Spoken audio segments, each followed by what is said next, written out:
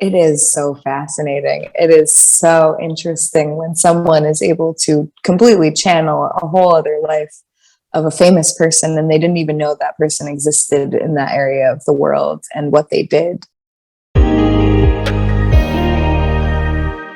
Hey guys, welcome to our SoulFam Podcast, where I interview space holders from all over the world.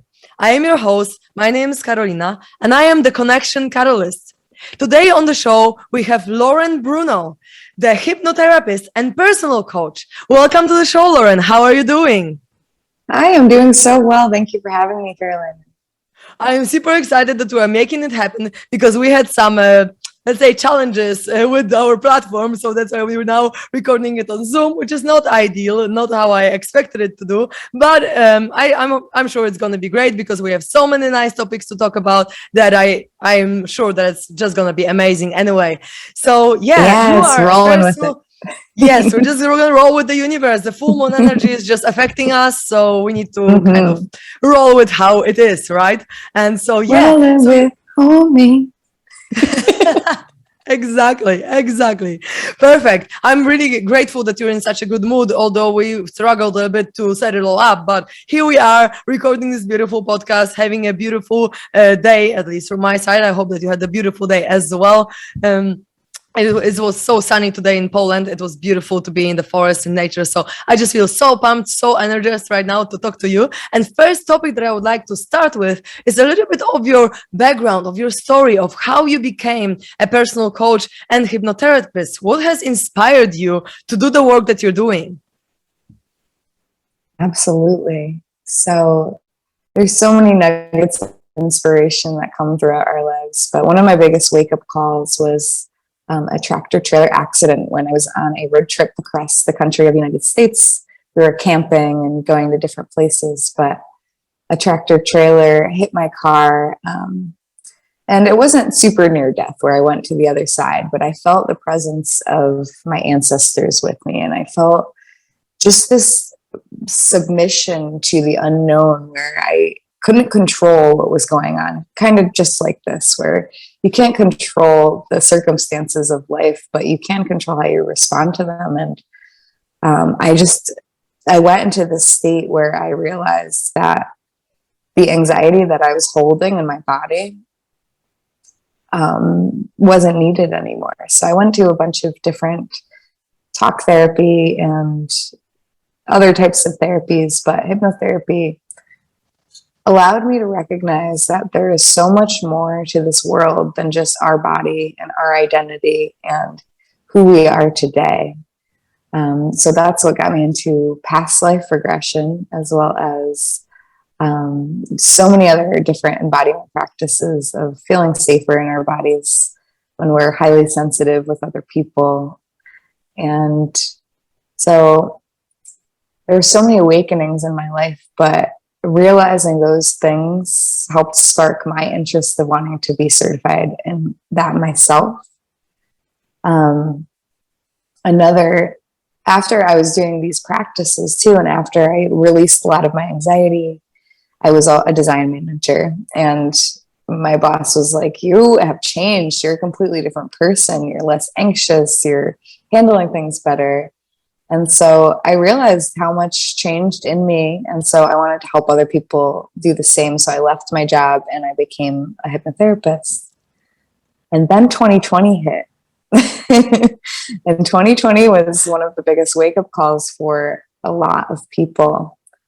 I just came back from a trip to Thailand where I was very much an avid meditator and was meditating in cathedral or in the woods in places with the monks. And after I came back, 2020 hit and a big wake-up call also happened, another big wave of a wake-up call where Shiva, the destroyer of all consciousness, came to me and showed me in very clairvoyant terms what needed to be done, how much I needed to release the mask that I was giving to the world and let go of so many things that I was holding on to, like a relationship of 8 years and being scared to leave my home state. I never left, never went off on my own. And so then in dreams, people started to come to me. The amount of sexual abuse that happens on this planet is absolutely horrible. And I was starting to have dreams of people underground. This can get like very off topic, but like there was so much that went down to the inspiration of becoming a hypnotherapist and trauma release specifically, so that I am who I am today and I continue to help clients today. So yes, after the 2020 wake up and after coming back from Thailand and after receiving all of these messages, women started to come to me with sexual abuse and wanting to release that feeling of just being in fight or flight and feeling anxious and stressed and overwhelmed and not being able to control their environments or have that illusion of control, right? So then I started to niche down hypnotherapy and really work with trauma release of the inner child, our family dynamics, our relationships, because how we were brought up as children affects our relationships today specifically. And also our past lives, all of the trauma that can be stored, like the witch wound or the fear of speaking. That's one of the biggest fears in the world. Next to the fear of death is the fear of speaking in public. So all of these fears that we can transmute and really provide for true spiritual alchemy, which is having our masculine and feminine within us integrated and owning who we are more and more with just being and having fun and empowering and attracting really authentic relationships to us. Beautiful. Thank you so much for sharing that. It's really, really inspiring to hear your story. And I have a question that comes to my mind just after you said that you were working with sexually abused women. I'm wondering, do you have any advice to people who have gone through or who have experienced sexual abuse in childhood, apart from obviously doing the trauma work of when you come back to these events and really can release the emotional charge from the event? Do you feel like you have some advice for people who maybe really are struggling to maybe even get there, like in terms of embodying the experience? Because it could be so traumatic for someone, the sexual abuse, that they might have very big struggle to actually go and re-experience it again, right? To go into the trauma, to release and let out all these emotions that were stored there, because it's just almost like consuming, I would say, for some people, because I do also inner child and trauma work for work. So I know how sometimes it can feel for someone. If it's a very drastic trauma, it's actually like more like unlayering different layers of these emotions, right? So do you have any advice for people who maybe struggle to go there, or maybe you do it gradually, or what would you say to these kind of women or people in general? Because it's not only women that were sexually abused. Really speaking out about it and feeling that you're not alone in this situation, having community. And any advice, it's not all one size fits all, like you mentioned. It can be many different layers and many different ways that we can work with it. That doesn't need to be completely like going back to that moment in time. It doesn't need to be that scary reintegration of that trauma. But if you're feeling disassociative, or there's coping mechanisms that are being used to numb the pain, and you're not feeling happy and passionate in what you do in all areas of life, not just relationships and healthy communication, but in your life and your passions and your creativities. If there's something that's stopping you, if you feel blocked from that, it could be the trauma from the past that's blocking you from reaching that next level. Even like manifestations, right? It's like, why can't I manifest this thing that I want to manifest? But is it coming from the ego, or is it coming from the soul? And once we start to know our soul more and our real energetic blueprint of our past lives, of the trauma, that it may still just be stopping us from just living authentically and freely without fear, then we can really truly embody more of ourselves and have fun with it and be playful with it, even though it might seem scary. Sometimes what's blocking us is more scary than actually moving into the unknown.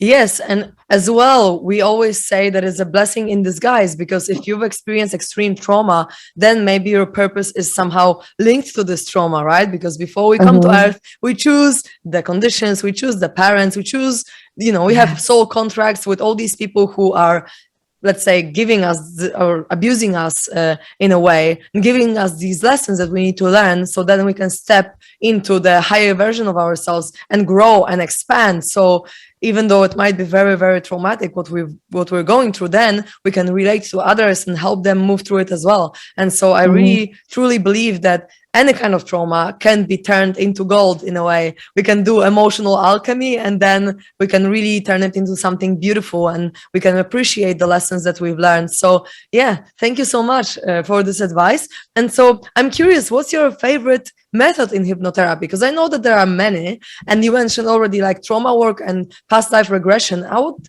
really like to know, what do you feel like is the most effective for healing various things? So maybe there is a specific method for a specific thing that you're healing. What's your perspective on it? Yeah.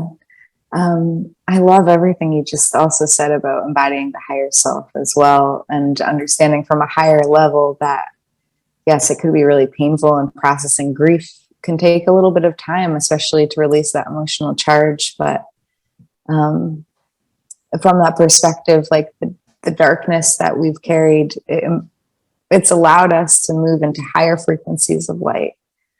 And so I just wanted to reiterate that. That was so beautifully put. So hypnotherapy and different methods as well, it is dependent on the person. I work very much so with right and left brain dominance. So if someone's a little bit more right brain, they're very open to suggestibility. And if you're a little bit more left brained, you can use different types of linguistics to rewire those beliefs and those habits and patterns.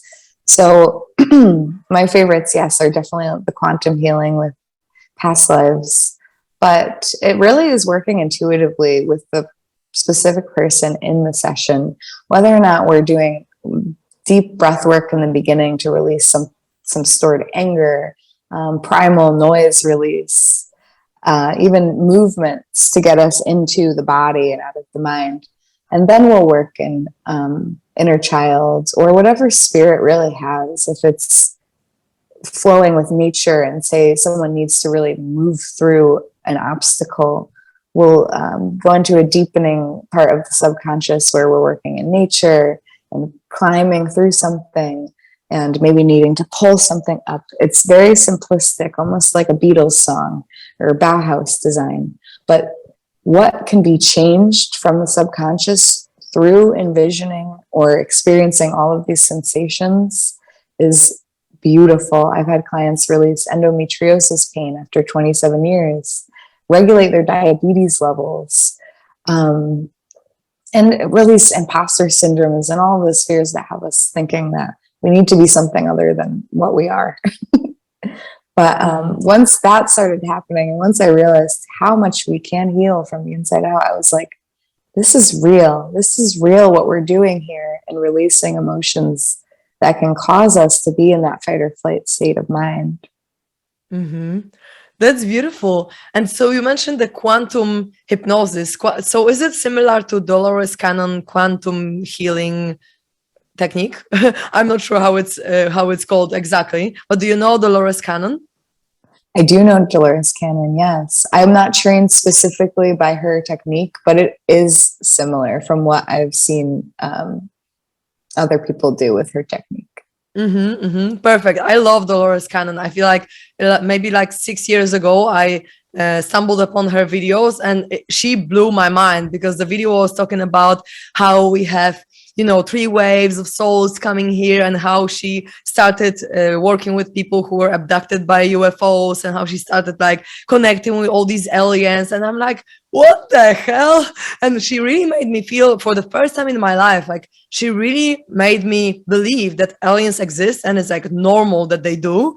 And it's actually like very limiting to feel like they don't in a way. And it was just so interesting for me to see this. And then I also read one of her books, I think it's Life After Death or Life Between, like something like that, about when she was guiding people through hypnotherapy to this place where she was having conversation with the spirit in between lives. And I wanted to ask you, have you ever had a session where a client was like in between lives, in terms of like before they came here on earth? Oh, good question. So the live in between lives, I believe, is our higher self. We can speak within our higher self, either in past contexts or future contexts, but time space in itself is really all here now.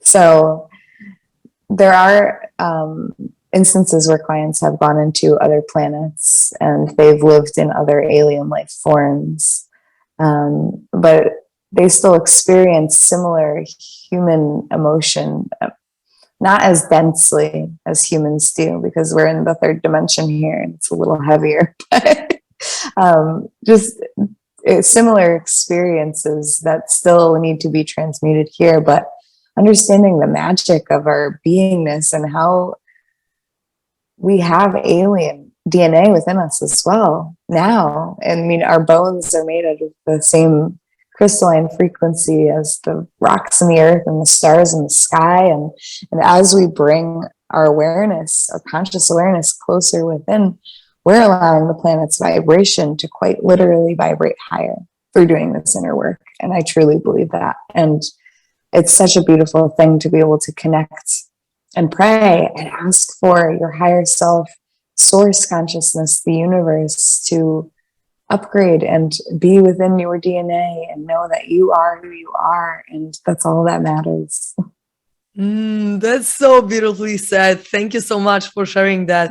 So I'm curious to know, how do you feel like it's interconnected in terms of we're doing the work, let's say emotional work in here on earth, in this human body, but we can like jump into some alien life in our consciousness, right? We are there and we're experiencing something else. So how is that interconnected in terms of, are we healing all versions of ourselves, the version of us there and the version of us here? Or is it just all one anyway? So it's not even like about the layers of us, it's just all within our consciousness as a soul? Or how does it work? I would really love to know your perspective. Yeah, in my perspective, there's so many different timelines that are existing that we can walk down. And we are walking down or up or through.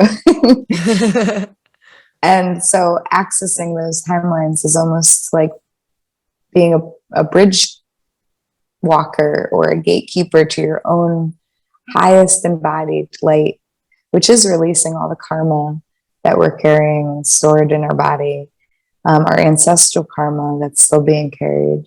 And this can be things like holding on to a soulmate for too long when that contract has ended. This is a very big thing that occurs with twin flames on this planet, is that in the humanness, you want to still be with that soul, and you're still in that relationship, and you feel so safe in that relationship and finally feel seen and heard and loved. But your higher self is like, you don't need this person to fulfill this part of love that's within you. Source is all loving, all knowing. And so a big thing that I've found within my own work is embodying our highest timeline sometimes means making the hardest decisions, the most painful decisions in this humanness that we can make, so that we can be one with Source more and more, each moment, each breath, each day. Amazing. And I can really relate to that, because I've just finished my relationship with the person that I was ready to spend my whole life with. And it's ended like 4 months ago. But now, fast forward these few months, I'm just like, I can see why and how the divine has guided us to do this, because it was our soul's decision rather than our mind's decision. In our minds, we were like, what the hell? Why? We don't want to break up. But our souls knew that we need to do this for a higher expansion, for other experiences, because we don't want to stay in the comfort zone. We want to grow. We want to expand. We want to become better and better versions of ourselves. And so I can really see how, yeah, it's so not easy for humans to let go, especially of a partner, because this partner becomes like a part of us, right? So it's not easy to just like be like, okay, now I'm just going to be up for feeling all this emptiness after this person is going to go away. I'm just going to be up for it now just for my own growth. It's like, nope, I just want to be safe. I just want to be certain. I want to be with this person. But once you take this leap of faith and actually go for it and let go and go through your grieving process and heal, right? Because it's all about healing as well. Then you're like, oh my God, I am now a new version of me that has healed all this trauma. And every time the breakup is showing you what's there else to heal, right? Because for me, it was abandonment wound from childhood. For someone else, it might be something else. Like, there have been so many things coming up. And fortunately, me and my ex-partner, Ricky, are conscious enough to know, okay, it's a trauma coming and we just need to let go of it and we just need to work through it. And then it made it easier, I guess, for us to, or at least for me, to really let go. And I was even telling my friend yesterday on the phone, I was like, when I broke up with Ricky, every day I was triggering myself with different videos, different pictures, different things. So I was like, if I go through all these traumas ASAP, then I'm going to be healed like more effectively and faster. And I was literally like on purpose, putting myself in the state of going through one trauma, another trauma. And I feel like that really has helped me step up into my own power now, that it's like really something bigger than I could even imagine. And I can see how I can fulfill a lot of things that he was providing me with in the same way that he can find in himself the traits that I've had. And we can be more whole within after seeing what is missing, right? So I think that breaking up and like this, as you said, this process of letting go can be so amazingly healing. And so on this note, you mentioned a little bit about karma, and I'm really curious about, these contracts and karmic clearing, because I feel like not everyone has the same perspective on karma. And some people, that don't have a very good association with karma, but I just feel like it's a law of cause and effect. So it can just play out in many different ways, depending on how we define it and interpret it as well. So I wanted to ask you if you could explain what is karma and how we can clear it, and also why it is important to clear your karma. Thank you for sharing all of that. Karma, as Ram Dass likes to put it, is all in our mind. It's everything that we're holding on to that's keeping us in a fear state. And so at the most human level, I believe that it's really just obsessions, addictions. You look at all the shadows of the Vedas and Hinduism, and you see like vanity, any little thing like that, that's our karma. And once we become more self-aware of it, we bring in the light of it, of curiosity, of wonderment, of present awareness, of contentment. And I believe that's our karma at the most mundane little level. It's all of our shadows, and being aware of them, being aware of those triggers that are coming up after leaving a relationship, and moving through them in the most compassionate way that we can. But we must need to know that they're aware, allow them to surface first so that they can be moved through. Otherwise, we would never know if we can fulfill all of this within without going for it. Yes. And do you think it's possible to actually release all your karma in this human life? Ooh, that's a really great question. I think flexibility is really important. Just flexibility in who we are. I do believe karma is very relational. So the relationships that we're bringing in, we are who we're surrounded by, who we're speaking to each day. And then you work in the higher fields, we're like organisms that are working together interdependently. So understanding the codependencies of life are really, really huge within our own trauma release, because we're born in a society that we are codependent. We're reliant on our parents and reliant on what our parents think of us. And so breaking out of that is huge as well, to not be afraid to be maybe more powerful than your parents. And not to say that they're less or anything, but we're doing huge work here. We're having intimate conversations that are moving into a new earth other than this earth that we're living in. So at the most grand scheme level, it's re-envisioning what the world looks like. It's not just breaking down this old system that isn't working for us anymore, the school systems of standardization and reward and punishment. It's moving into this telepathy that we know we have access to, clean, fresh foods that we have access to, we can grow ourselves. And so I think the biggest karma that we can release is letting go of the whole entire way we've thought about the world and create a new future, which is modern mystery schools and children being brought up with love. And they're going to be so much further along than we were, because they'll be grown in a world of conscious awareness. And it's okay to have the difference of opinions in these types of groups, as long as we're open and flexible with each other. And knowing Yes. our values is the most important part, because whoever we're bringing into our fields and attracting, we would love to have like-minded values. Yes, absolutely. And I'm creating this new earth in my mind already now. Let's see all these schools where people are meditating with children, and the children are taught how to handle their emotions well, and all these things. Let's manifest it. Let's bring it in, especially in these present times where it's so challenging for some to, face the reality with the war and pandemic and all these crazy things happening. We really need to hold this vision of new earth in our minds. So let's just all visualize it, and let's see the world full of peace and love. And just let's make this world a better place through our manifestation and our vision together. That's just my little calling to all of you who listen, and to you as well, Lauren, just for a moment.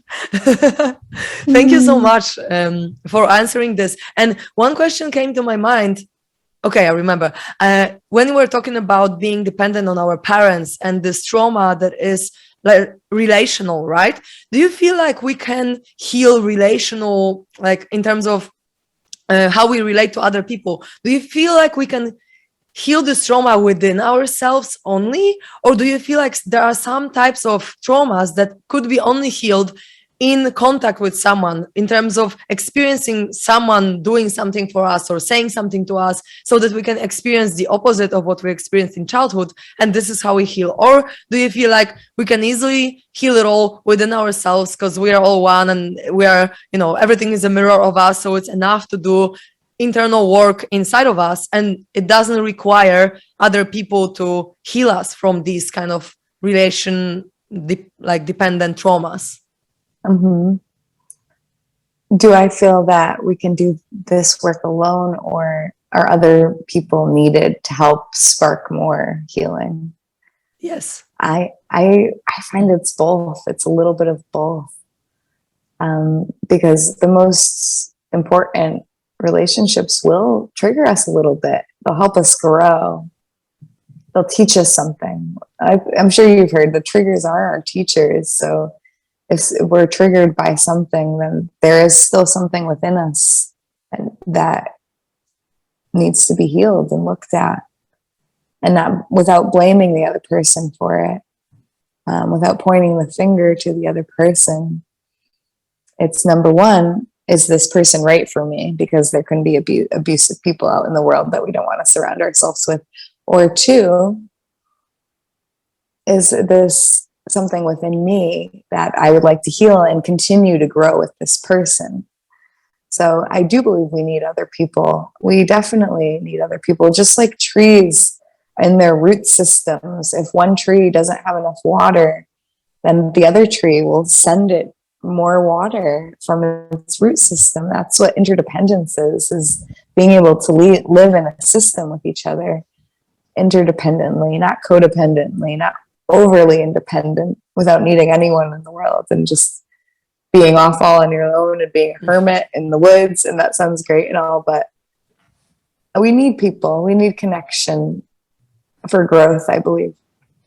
Yeah, and maybe for some people it will be a perfect path for them to choose to be a hermit in the cave, meditating for 20 years. Yeah, but it's definitely not my path. I feel like I'm really I love people and I love hanging out with them and actually heal and grow through experiencing all these triggers and all these traumas. And I'm actually super excited to get triggered, because then I'm like, yay, there's going to be another trauma worked through. So now I'm going to be feeling even better in my life. And, it took me some time to get here to this kind of perspective, but now I'm actually really happy and excited to get triggered. Of course, sometimes not in the middle of it, but most of the time I'm actually really, really up for it, and really I can notice it. I'm like, okay, I'm triggered. I want to go straight into it and then work through it, and I'm like, oh, now I'm even more light and just beautiful and loving, and all this stuck energy is out of my body. So it's amazing. I have another question to you based on the work that you do, because you do different types of hypnotherapy, right? So you do trauma work, but you also do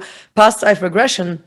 And it's a question that I brought up already with other people, but I'm super curious about your perspective, because when I learned about the method that I'm using, which is trauma work, going to inner child and resolving the emotion there, I learned from my mentor, Teal Swan. She said that even though something happened in your past life, you need to have this kind of energy in your body, right? Or in your energy field that is gonna be attracting a situation in your childhood that is gonna be like a match to these past life, let's say, events or emotions that you've gone through. So from her perspective, it's like if you heal the childhood trauma, then you're kind of healing also the past life, because it's the same kind of energy that is stuck in your body. So if you get to the root of the feeling, right, it doesn't really matter if you go into the childhood only or if you go to the past life, because all past lives are our lives, because we're all one anyway. So it's kind of like matching the energy that we already have inside of us, the past life that is showing up for us. So she was saying how we can heal the childhood trauma, and we don't need to go to the past life to look at all these past life we've had, because if we go into this childhood trauma, it's kind of like we're going to the seed of the emotion. If we can feel it fully, then this emotion is going to be resolved. So I'm curious about your perspective on it. Like, is it required to go to the past life to release past life trauma, or is it okay if we just is it healing us fully if we just go to our childhood and we just really feel all these feelings, because literally it's about healing our feelings fully, right? And this is what heals us the most, because we let it out of our body. So I'm curious about your perspective on it. Yeah, absolutely. It is about feeling our feelings fully. And I believe that the biggest breakthroughs that come from past lives are things that we weren't aware of that happened in this life. So it's a really safe way for your brain and your body to move really deeply into a life that is similar with your energetic blueprint today. So you might not be ready to move into that childhood. Well, first we go into childhood and then past lives. Many of my clients, we work together for 3 months in hypnolution coaching, and our first month is releasing of the past. Second month, really integrating the masculine and the feminine dynamics. And the third month is attracting and magnifying more manifestations of relationships and passions and creativity. So the first month is really focused on that inner child's emotional release. And no, I mean, it's definitely not needed or necessary or required for everyone to move into a past life to release that emotional charge that's still being stored. But it is so fascinating. It is so interesting when someone is able to completely channel a whole other life of a famous person, and they didn't even know that person existed in that area of the world and what they did. Maria the Alchemist was someone that she rechanneled and reworked with, and so it wasn't the life, you get to experience the life, and that's beautiful, but those emotional feelings like, am I sure about this, or do I really want this? That life is going to show you really what you want in a safe way, because it's not attached to your identity.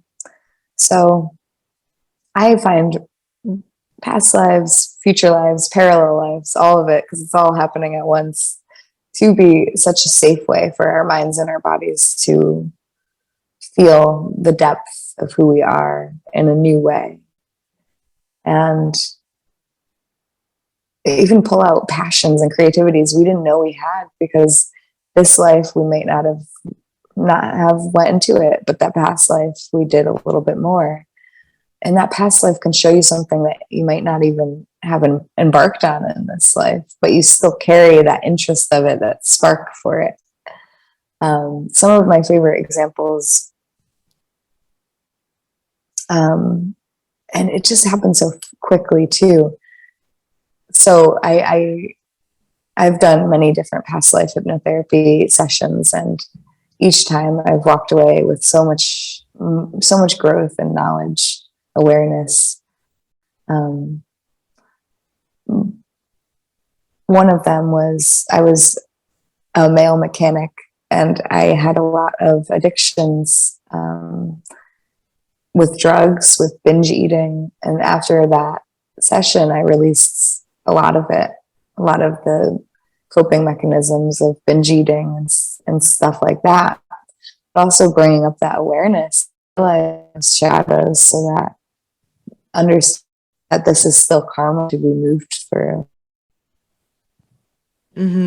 That's amazing, and it's so great that you've gone through this work, because then you can really facilitate the growth for someone else. If you've gone through so many lives, you're like, if you're on the session and something, like, oh, someone is an alien, oh yeah, I've already experienced it, I was an alien so many times in my past life regression, that you really know how to guide people, right? Because if you don't have this experience yourself, you might be like, what the hell is this person talking about, like an alien, what? It's just funny. I mean, it will be so fascinating for me to be a hypnotherapist, to go to past lives with people, because I've not really, I don't think I've ever experienced a past life regression where I fully felt like I'm there, I'm re-experiencing another life of mine. But yeah, it's really fascinating how we can jump with our consciousness, right? How we are here in this body, but our consciousness can really go completely somewhere else. So it's just so cool. I'm so excited to talk about this all.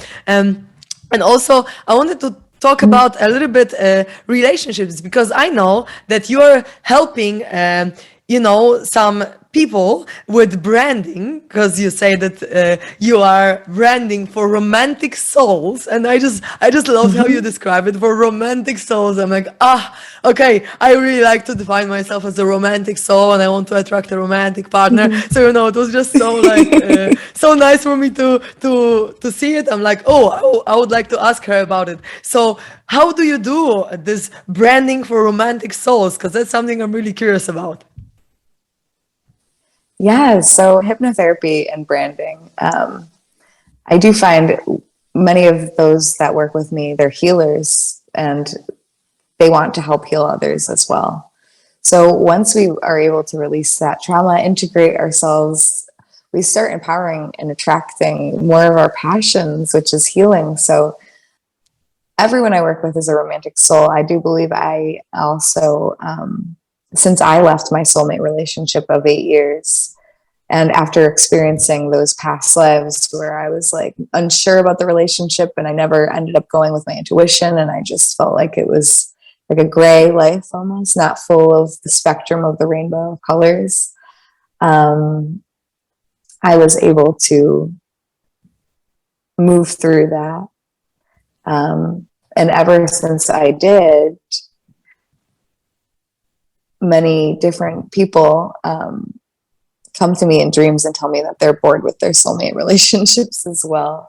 So it's following your intuition. It's understanding that what healthy relationships are that we would like, but also knowing that you can have your own business online. It doesn't need to be hard, and it's for you. It's not just for anyone else in the world. All of this work that we're doing is for ourselves, but also for others. Once we're able to feel more embodied and excited about what we're doing and what we're offering and who we're sharing with, then we can share our true passions too, whether that's one of my goddess clients is a photographer, and she helps people with mirror work and healing through body dysmorphia. So we have a retreat next month in April 15th to the 18th in Florida, United States. If anyone that is interested is listening. Goddess channeled archetypes and spirit guide channeled archetypes for each unique goddess. And then we'll be doing one-on-one photography, photo shoot with wardrobe and makeup to really feel that feminine flow. We'll be working with the elements, doing playful sensuality, breath work and hypnosis, kundalini yoga, cacao ceremony. So it'll be so beautiful. There'll be a pool, vegan food all cooked for us. So we're really excited about that. But yeah, branding in general is just branding yourself and owning who you are and attracting your weirdness, like embracing all the weird that we have in the world and not feeling sorry for it, just being who we are and knowing who we are. And the more we know who we are, the more we create our reality. The more we own who we are, the more we feel in what we're creating, even if there's pain that comes up, even if there's triggers or struggles, like you mentioned, you're happy for those things. So when you're an entrepreneur, you're putting your stuff out there. You're really releasing all of those imposter syndromes that happen with any relationships, the fear of being judged or the fear of speaking or all of those things. So once clients work with me with hypnolution coaching, which is more releasing and integrating and attracting, then they might want a website and design that's catered more towards their brand as well. And it is so beautiful. Program. It is so beautiful as well because you can combine one with the other, because I can see even for myself, before when I started working, I was working with NLP and Reiki, and I was more of a logical person at that time. And now I'm way more like flowy and emotional. And I could feel like at some point my logo at least stopped resonating. I'm like, oh no, this can't be like that. It needs to be more like oval, somehow flowy or whatever. And I had a very let's say logical logo before, and now my logo is a butterfly because I'm a connection catalyst, and I'm also Karolina Kuraj. That's my name and surname. So I just combine the letter K and also the K and the C in terms of it becomes butterfly. And this is reflecting so much of who I am now, because the butterfly for me symbolizes transformation, it symbolizes beauty, it symbolizes freedom. So for me, all these things are way more aligned with me. And when I changed it on my website, I was like, oh my God, this actually feels so good. And it makes such a big difference because it represents more of who I am, as you said. And I feel like it's beautiful work that you're combining, because when you work through your patterns, through your traumas, through your filters on reality, suddenly you become a different person. So then you're like, okay, now I want to express myself and brand myself completely differently than in comparison to how I wanted to do it, let's say 3-6 months ago, however long it took you to go on this healing journey. So I feel like it's a perfect combination that you choose to combine this work together, because people really are stepping into their new identities. Once they let go of this belief or this emotion or whatever, they can literally change their lives, right? The more traumas you are working through, the more emotions you're releasing out of your body, the more true to yourself and authentic you become, and you really are becoming more of your essence rather than your conditioning. And so I just feel like it's so beautiful to combine this work, together, because really people might be like, oh, now this is how I want to present myself in the world. This is what I want to see there in my brand. So that's really, really cool. So for these people who don't know anything about branding, and especially from the conscious perspective, right? Because this is what we are talking about here. What would be your maybe 3 main tips for people to look at if they want to really be authentic in their branding and how they express themselves in the world in general? Mm-hmm. The 3 main tips for your branding to be authentic in your branding. Know what lights you up. Know what you can share about for 5 minutes and nonstop. And know that there's something from childhood probably that is one of your biggest gifts that you can share with the world. So niching and passion go hand in hand. Really niching down into a target audience that you'd like to work with. So knowing who you are and niching is the number 1 biggest tip of branding, really speaking to your audience and what their interests are. Number 2 is just doing it, just speaking and speaking through fears. Like post a video saying what you do of 5 minutes. Not 5 minutes, even like 25 seconds. Post a video saying, after you find that niche, say what you do. Put yourself out there. It's going to be awkward at first. It's going to be uncomfortable. It's okay. The more we put ourselves out there, the less afraid we are of it. And so those are some top 2 tips. And then third is, if you'd like to have a brand that really stands out online, then design will create a subconscious remembrance in your audience. You'll be bolder. You can stand out with even there's so much psychology behind the colors that you're using, the colors of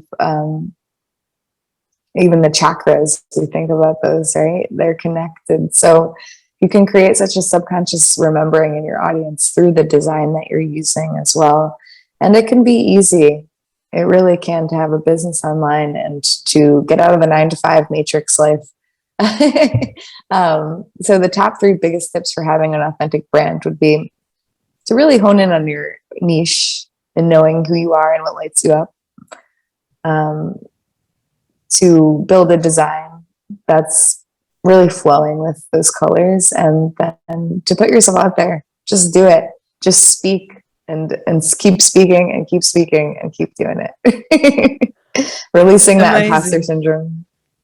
This is amazing. I really love what you're saying, and it relates so much to something that came up yesterday on the full moon ceremony that I was doing with a friend just online. We were, doing meditation together, the ceremony together, and he asked me a question about like his resistance and about how if he wants to be in the new identity and go to the next level, that he has resistance come up. And I'm like, the resistance is always going to come up. That's what you're saying, right? Put yourself out there, because if you don't do it, you're going to stay in your comfort zone and you're not going to grow and you're not going to be in this new identity. But if you have resistance to, for example, posting a video and, you have a fear of being judged or shame or whatever else is coming up for you, at some point, if you do it the 10th time, the 30th time, the 50th time, you just don't feel it anymore. You're just like, oh, nothing happened this first 10 times. Or maybe some people, wrote some negative comments, but that's all. And it's not actually as bad as we think, because our mind thinks it's in kind of like survival mode, right? Oh, if this person is going to judge me, because as you said before,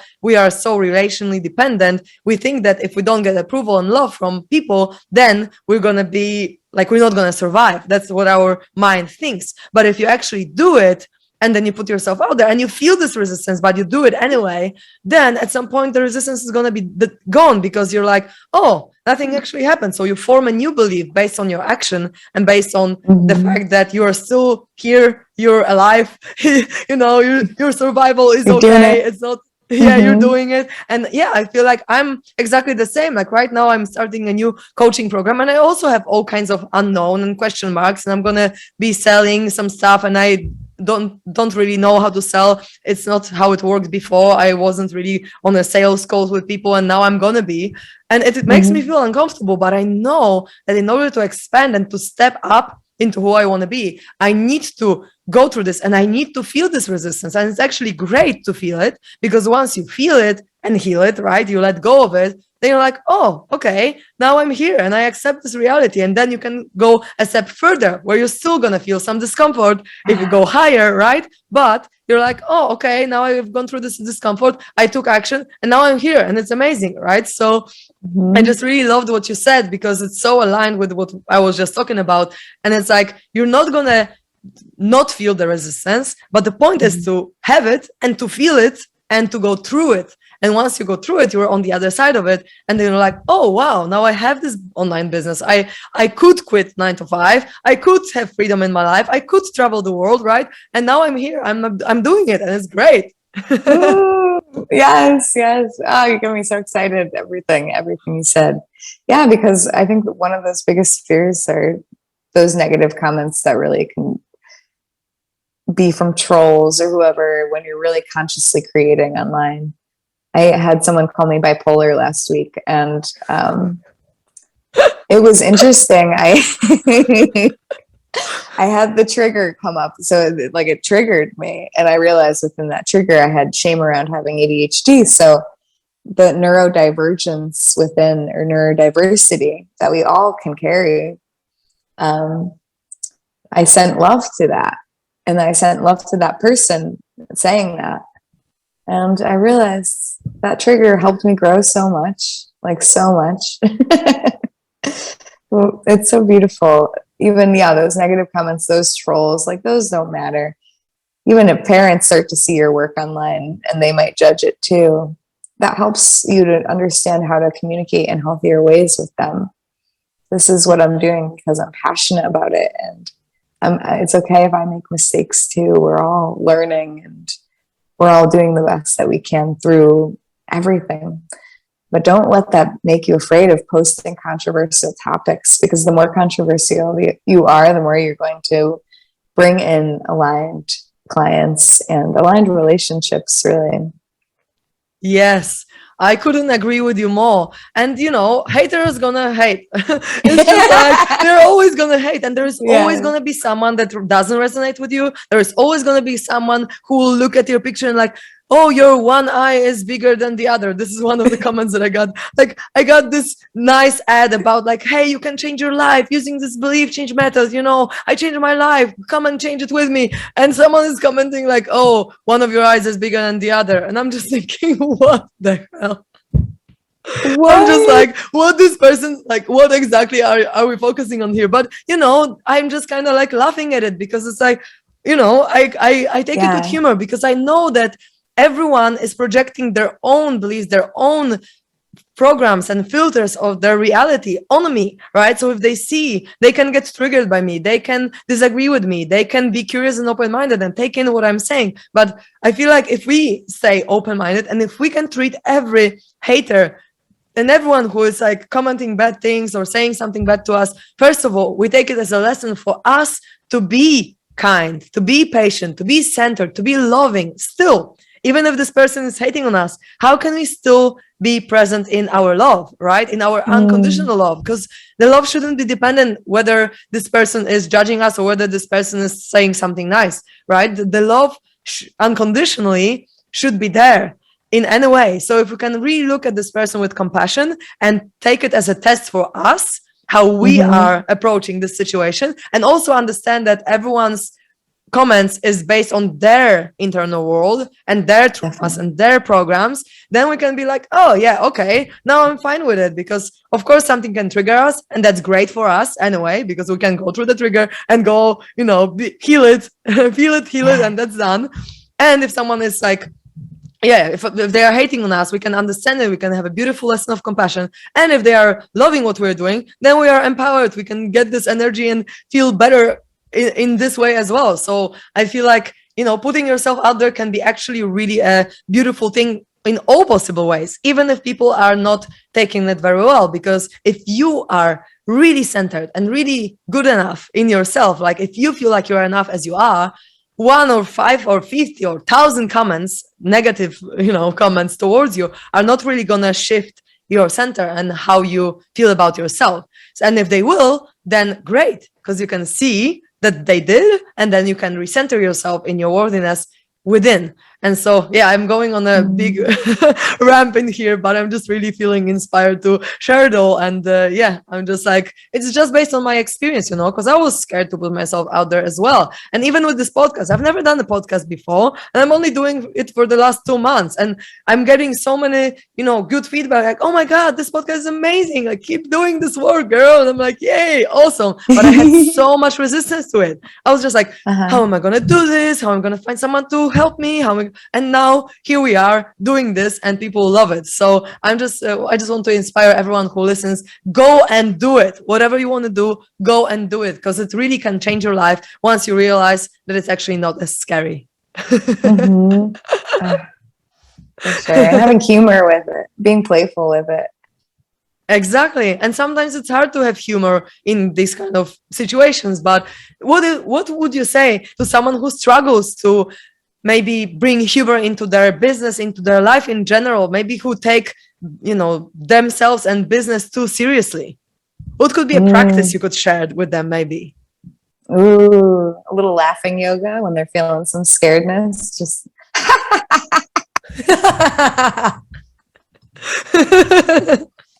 that one is really easy for me. I know, me too. Making it a point, just to, the more you do it, the more you'll be able to be more comfortable with your inner child within it and have fun with it. So if anyone's struggling to be a little sillier with their content, just making an intention too, if you'd like to. If you're more like that regal, stoic type of person, then that's great for you. But I love the humor. I think the humor helps all. Humor can heal all too. Yes, I think so too, because it's such a powerhouse in our body, where we actually radiate this joy, this excitement and laughter. It can actually literally transform the energy we have within. So absolutely, I'm all about, like, you know, inner child and just laughing and playing and sliding and doing all these things to awaken, because this is really who we are. Without all this programming that we're talking about here, the pure essence of us is like a child, right? We're just like jumping, being so curious about the world, being excited about everything. So if we can come to this, as you beautifully said, if we can come to this laughter, to this pure inner joy, that can actually really help and shift our life for the better. And yeah, I can really feel that you have a lot of joy inside as well. That's awesome. I have one question more based on what I read about you a little bit that really intrigued me, because you said that you are inspiring people through paradoxical philosophy. And I'm really curious about what it is. Yeah, so our whole universe is built on a paradox. And there's so many different realms we can go into about the paradox of this universe. But it's basically like good and bad are the same thing. They're two sides of the same coins. They're the same coin. Hot and cold is one and the same. It's the perspective on it that we identify with. So something that is good to someone else might be bad to someone else. And when we're looking at it from that higher perspective, we're able to see the varying of opinions and not feel so densely stored within them. So there's so many different paradoxes in this world. We contradict ourselves all the time. We are perfectly imperfect. And I think having humility with that is really key in this world and diving through it. But philosophizing about everything, I love those conversations where we can talk about stuff like this, and we can really connect about consciousness and conscious awareness and aliens or whatever alien races we are. But the universe, like how it exists, is a paradox. We're just all walking paradoxes. And I think you would be really interested in the Portal to Ascension. He speaks about how the universe is built on a paradox and the systems of how it's really viewed within that paradox. But there's so many different examples that we can go into about it. But just knowing that we're everything and we're nothing. And I think humility is the most important within that. Is we can become, huge spiritual leaders or thought leaders, but if we don't have that humility, that humbleness, then we won't still be learning. We'll think we know all. And we are all each other. We're unique, but we're also the same. I think that's the paradox also. We're connected, but we're separate. So there's just so many different paradoxes we can go into, where like our irrationality is predictable if we were to look from the higher perspective of it and see what really shapes our behavior and who we are and the programming around it. So yeah, it neither here nor I forget what I was going to say, but yeah, the true paradox of this world is that we are it all. Yes, and we are like separate and individual souls living this individual human experience, and we are one at the same time. It's like, what? How does it happen? But it's all true, right? It's all true, and we are also good and evil at the same time. We hold both polarities, whether we suppress some of it or not. We are both, no matter what we do, because we are humans. Yeah. So we are both, loving and hating, or courageous and fearful. We are all that. And that's actually the beauty of this world, that we are all, I think. It definitely is. Definitely is. And understanding like the shadows and the darkness of this world, if you're consciously aware of it, then that's a huge breakthrough of self, to be able to see what's going on and not let it keep you in a fear state. Because if you're awoken to a lot of the darkness, then you can embody that light even more. And we're both sides of it. We're that darkness and we're that light. So there's no shaming it. It's just, it just is. It exists. Beautiful. Thank you so much for sharing all that. This was a really, really interesting conversation. But I have one little question, just for all these people who really resonate with your energy and they would like to know more about you, maybe contact you or join your program. What's the best way that they can find you? I have a website, hypnotherapy.com, and you can look through that. You can schedule a one-on-one consultation call where we move into any challenges that any romantic souls feel with pain or shame or guilt from inner child or trauma or business even. And then we'll pull in and start to have fun and play and see what we'd like to attract and pull in this way. Beautiful. Thank you so much for sharing everything that you've talked about. It was a really, really great conversation. And yeah, I'm just sending you so much love, because you're really a beam of light. I can feel it. And I'm so grateful for you that you go and you really radiate this beautiful joy and love in the world, because I can really feel it. So I honor you for that. And thank you so much for being on our podcast. Thank you so much for having me. You're such a beam of light as well. Everything you see in me is you. Thank you. Thank you so much.